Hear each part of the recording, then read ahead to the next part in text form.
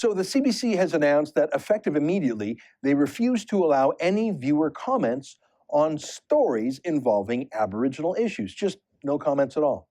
Now, online comments can be a challenge because they're not edited or screened in advance. Anyone can say anything anonymously or under fake names, and they can stink up the joint by using extreme profanity or obscenities. I have no doubt that there are some racist comments posted on the CBC's websites. We try to clean up some of the worst stuff on our comment threads on TheRebel.Media too, but the CBC isn't just banning obscene comments here. They're banning all comments. Here, let me quote from the CBC. "We've noticed over many months that these stories draw a disproportionate number of comments that cross the line and violate our guidelines.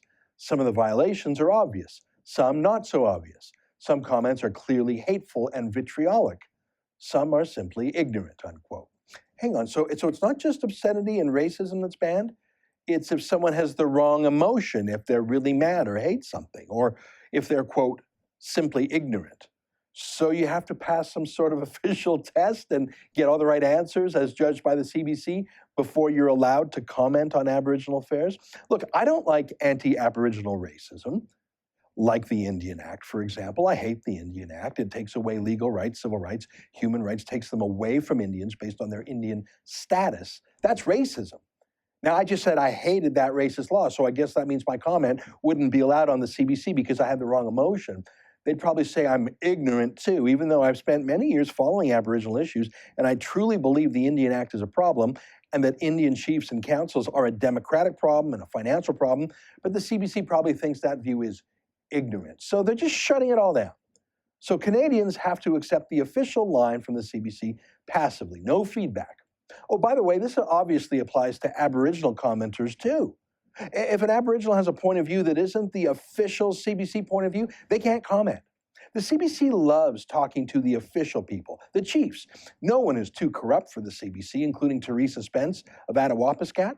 So the CBC will quote millionaire chiefs and other insiders, but no comments allowed by grassroots Indians, dissident Indians, Indians who want more democratization and financial accountability. If you're not on the CBC's Rolodex in Toronto, sorry, you're not going to get on their website. By the way, the CBC claims, quote, "We draw the line on hate speech and personal attacks," unquote. Well, that's obviously not true. The CBC often engages in personal attacks as official editorial policy. I mean, use just one example. So, help save poor Stasi Steve this season. God knows here Harper doesn't have enough sense to save himself. Or their loving coverage of this sociopath with his F. Harper car. Yeah, no, the CBC simply doesn't want dissent on Aboriginal issues. I am against racist slurs too. We try to clean them up on our comment thread too. But that's not what the CBC is doing. They're saying no to dissent of all sorts, nothing disagreeable at all. Not racist dissent for sure, but not even ignorant dissent as defined by them. Not even grassroots Aboriginal voices, for sure not them. Funny, eh? A government broadcaster muzzling dissenting voices. I seem to remember the CBC criticizing others for that same sin, muzzling people, but that was so long ago, wasn't it? For TheRebel.Media, I'm Ezra Levant.